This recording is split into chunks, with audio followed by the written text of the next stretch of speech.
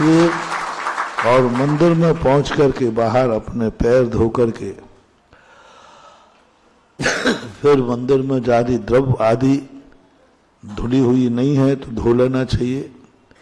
फिर मंदिर में जाकर थाली को चौकी पर स्थापित करके पहले भगवान की वंदना करना चाहिए।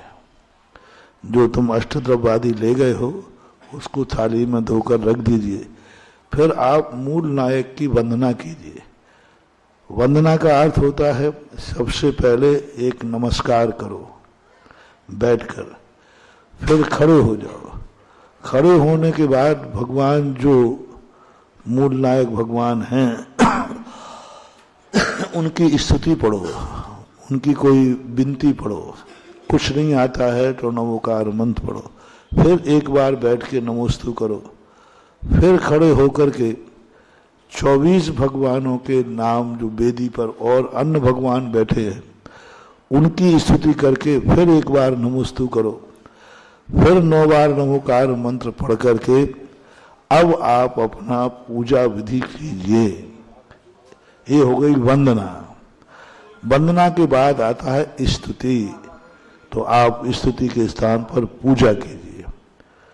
पूजा का अर्थ जो पूजा सब बताई हुई है उस पूजा के लिए ये कहलाती है विसर्जन तक।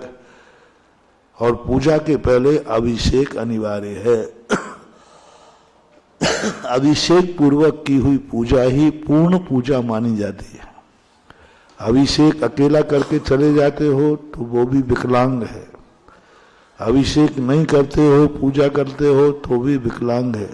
अभिषेक पूर्वक पूजा की जानी चाहिए।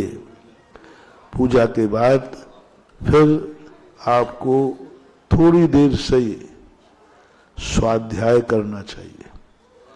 1 पन्ना पढ़ो, 2 पन्ने पढ़ो, लेकिन निश्चित ग्रंथ का पढ़ो, ग्रंथ को विस्तारो। हम यह ग्रंथ स्वाध्याय शुरू कर रहे हैं, जब तक पूरा नहीं होगा हम फलानी वस्तु का त्याग करते हैं।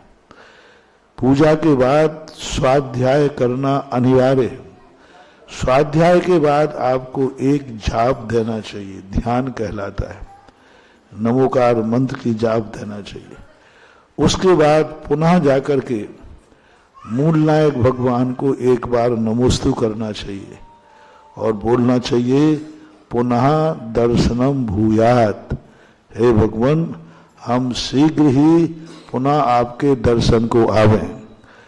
ऐसा दर्शन करके फिर 7 कदम तक आपको थोड़ा तिरछे होकर चलना चाहिए।